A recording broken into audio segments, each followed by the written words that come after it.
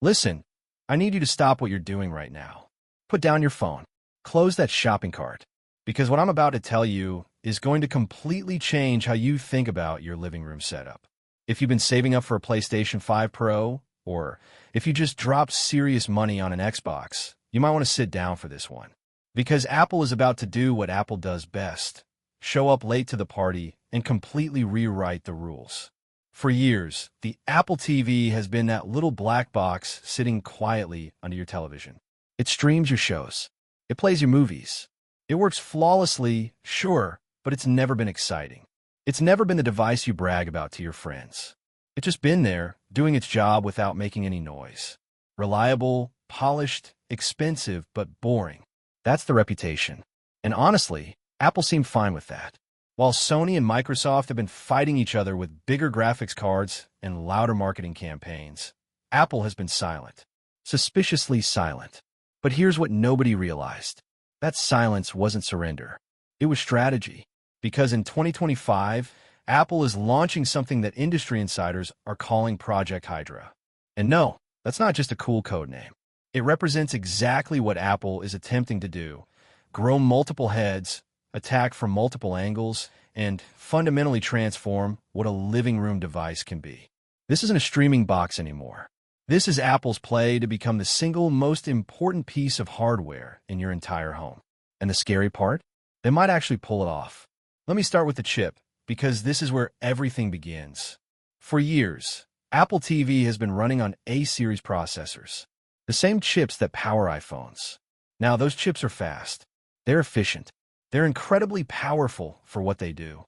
But they're designed with one massive constraint: battery life. Every single decision about an iPhone chip revolves around keeping your phone alive for a full day. That means sacrificing raw power for efficiency. It means thermal throttling. It means playing it safe. The 2025 Apple TV throws all of that out the window. According to multiple verified sources who have seen internal documentation, Apple is equipping this thing with what they're calling the M2 Nano chip. And before you think that's just marketing nonsense, understand what that actually means. This is not an iPhone chip. This is custom-built Mac-class silicon, redesigned specifically for a device that's always plugged into the wall. No bateria constraints. No need to sip power. This chip can run at full throttle, all day, every day, without apologizing for it. But here's where it gets really interesting. The leaked engineering diagrams show something Apple has never done before in an Apple TV: active cooling. We're talking about an actual fan system inside this box. That might not sound revolutionary to you if you're used to gaming consoles, but for Apple, this is a massive philosophical shift. Apple hates fans. They've spent years trying to eliminate them from everything. The MacBook Air doesn't have one. The iPad doesn't have one. Even a Mac Mini barely uses its fan. But with the Apple TV, they're embracing active cooling because they know what this device needs to do. It needs to run AAA games. It needs to handle AI processing. It needs to become the brain of your smart home. And you can't do all of that passively. The performance numbers that have leaked are genuinely shocking. We're talking about graphics capabilities that put this device somewhere between a PlayStation 4 Pro and a PlayStation 5. Now, I know what you're thinking. That's not as powerful as the newest consoles. And you're right. On paper, it's not. But here's what Sony and Microsoft don't want you to realize. Raw power stopped mattering as much as you think about 3 years ago. Most people can't tell the difference between native 4K and upscaled 4K. Most people don't care about ray tracing unless you put two screens side by side. What people actually care about is whether the game runs smoothly, looks good, and most importantly, whether it's easy to jump into. And that's where Apple wins. Because while Sony is trying to sell you a console that requires a separate account, separate storage management, separate system updates, and a completely separate ecosystem from everything else you own, Apple is building something that just works with Everett. Thing you already have. Your iPhone recognizes it automatically. Your AirPods connect instantly. Your Apple Watch can be used as a controller for certain games. Your iPad can act as a second screen. This isn't just a console. This is a hub that every other Apple device in your house already knows how to talk to. Let's talk about gaming specifically, because this is where people get skeptical. And I get it. Apple has tried gaming before. They've pushed Apple Arcade. They've talked about the App Store being a gaming platform, but it's never felt serious. It's never felt like Apple actually cared about gamers. But what if I told you that Apple has been playing a long game this entire time? What if Apple Arcade was never meant to be the end game? What if it was just training? For the past few years, Apple has been quietly building relationships with major game studios. They've been improving their Metal API, which is the graphics framework developers use to make games run on Apple devices. They've been refining their game porting toolkit, which makes it easier to bring Windows games over to Mac. They've been testing cloud gaming infrastructure. They've been preparing for this exact moment. And now, with a device powerful enough to actually run modern games natively, all those investments suddenly make sense. Here's what's different this time. Apple isn't trying to convince you that mobile games are good enough. They're not trying to pretend that casual puzzle games are the future of gaming. They're going after real games. The games you've heard of. The games your friends are playing. Games like Resident Evil Village, Assassin's Creed, Death Stranding, these have already been ported to Mac, and they run shockingly well.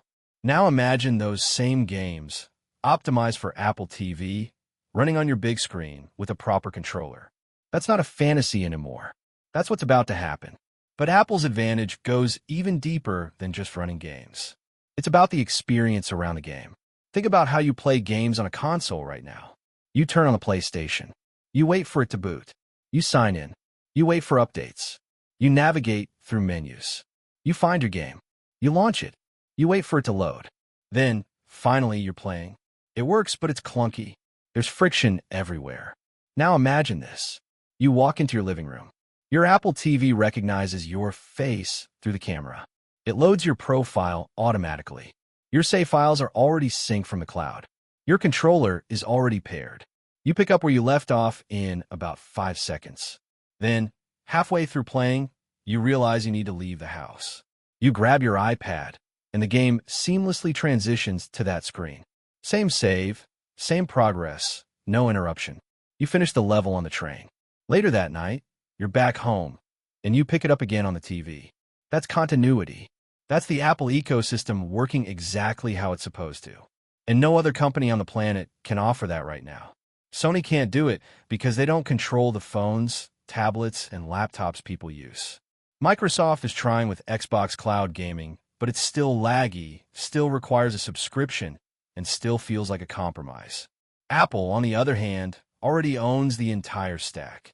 They control the hardware. They control the software. They control the services. They control the distribution. When you own all of that, you can create experiences that feel like magic. And then there's the smart home angle, which most people are completely ignoring. Right now, if you want a truly smart home, you need multiple devices. You need a smart speaker for voice commands.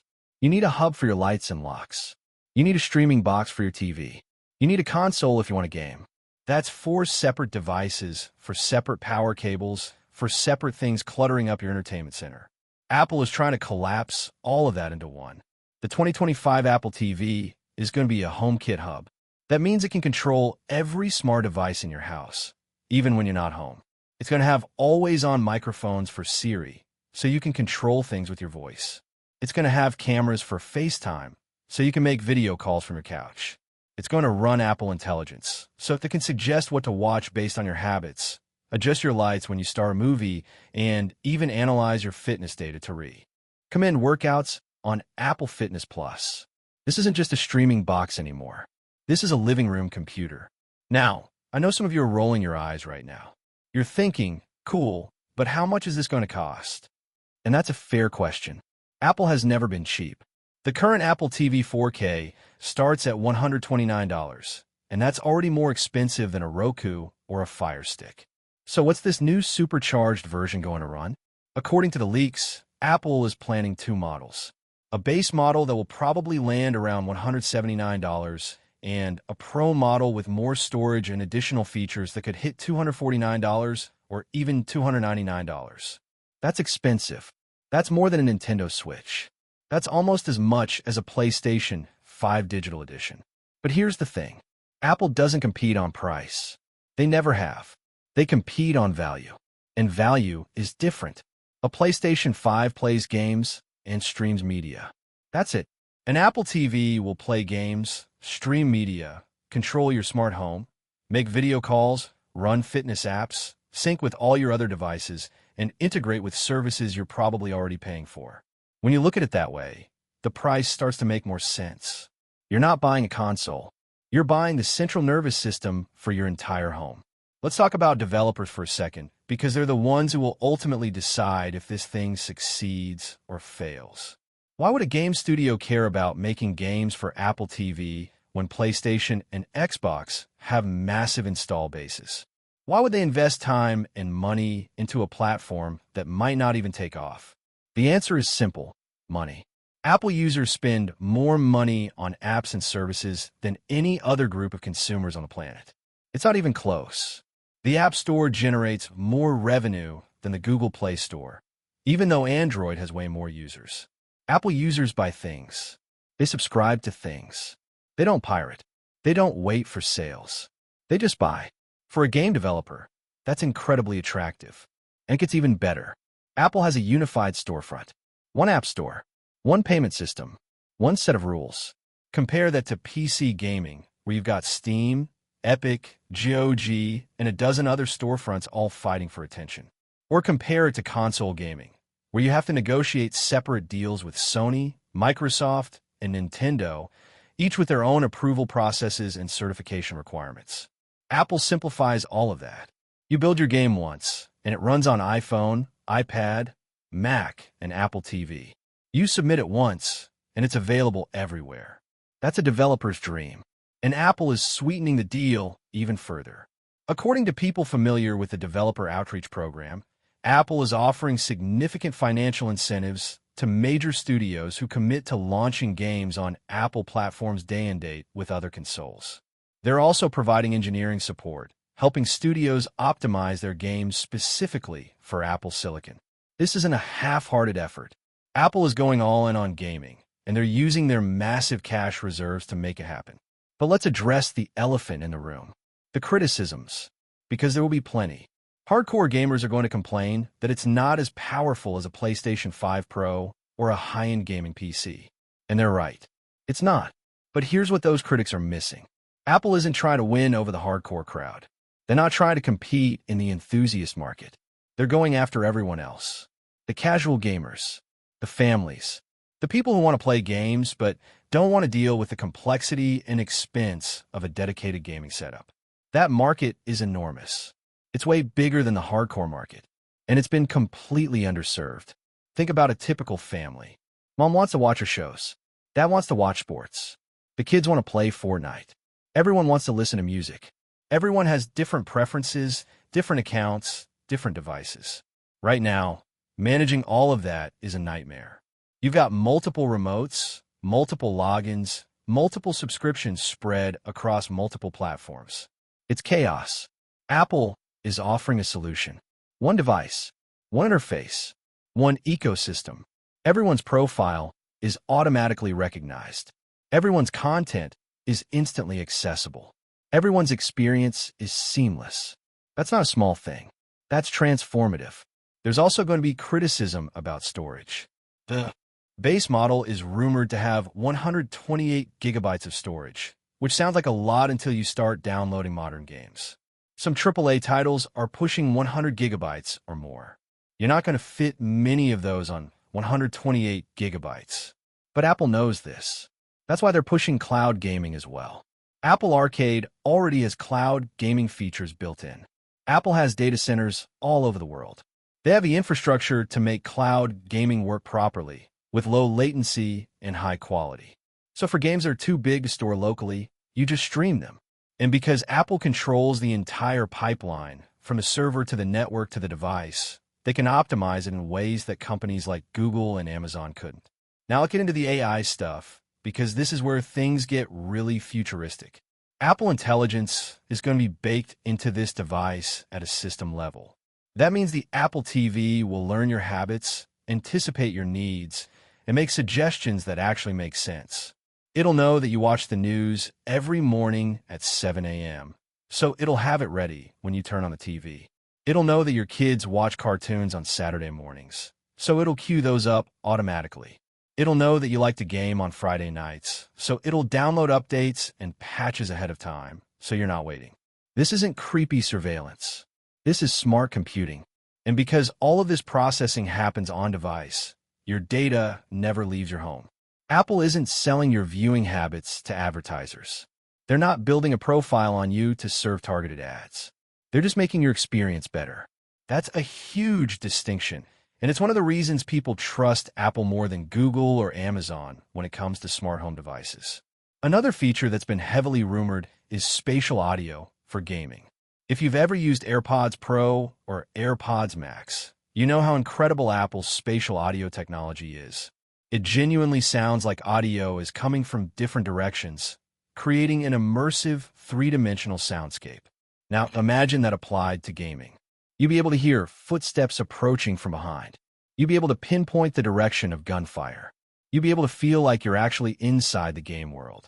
And because Apple controls both the device and the headphones, they can optimize this in ways that third-party solutions can't match. This is the kind of attention to detail that separates Apple from everyone else. There's also talk of support for Wi-Fi 7, which is the latest wireless networking standard. Wi-Fi 7 is absurdly fast, with speeds that can rival wired Ethernet connections. For streaming 4K or even 8K content, that's going to be essential. For cloud gaming, it's going to be a game changer. And for smart home devices that need to communicate with the hub constantly, it's going to make everything feel more responsive and reliable. Apple is future-proofing this device in ways that most people won't even notice, but they'll benefit from for years. And here's something most people don't think about: AV1 codec support. AV1 is a new video compression format that delivers better quality at lower bit rates. That means you can stream 4K content without using as much bandwidth, which is huge if you have data caps or slower internet. Netflix, YouTube, and other major streaming services are all moving to AV1. By including hardware decoding for it, Apple is ensuring that this device will stay relevant as streaming technology continues to evolve. The design is also getting a refresh, according to the leaks. We're looking at a slimmer profile, better ventilation for that new cooling system, and possibly a new remote that's actually good. The current Siri remote is fine, but it's not great. Rumors suggest the new remote will have more buttons, better ergonomics, and possibly even a built-in speaker for Find My integration, so you can ping it when it inevitably slides between the couch cushions. Small details, but they matter. So where does all of this leave you, the consumer, trying to make a decision right now? If you're thinking about buying a new streaming device, a new gaming console, or a new smart home hub, my advice is simple: wait. We're likely only a few months away from an official announcement, probably at a spring event or WWDC in June. And once this thing launches, it's going to shift the entire landscape. Buying a PlayStation 5 right now might feel like a mistake. 9 months from now, not because the PlayStation is bad, but because the Apple TV might just do everything the PlayStation does, plus a whole lot more, in a package that integrates seamlessly with the rest of your life. But even if you're not an Apple person, even if you've never owned an iPhone or a Mac, this device is worth paying attention to. Because what Apple is attempting here is bigger than just one product. They're trying to prove that the future of home entertainment isn't about having the most powerful box or the biggest game library. It's about having the smartest system, the one that adapts to you, the one that connects everything, the one that just works without you ever having to think about it. And if Apple succeeds, and history suggests they will, this is going to force Sony, Microsoft, Google, Amazon, and everyone else to step up their game. Competition is good. Innovation is good. And we, as consumers, are the ones who benefit when tech giants start fighting for our living rooms. So here's my personal take on all of this. I think Apple is about to do something really special. I think they've been patient, methodical, and strategic in ways that most companies simply can't afford to be. They've built an ecosystem that's unmatched.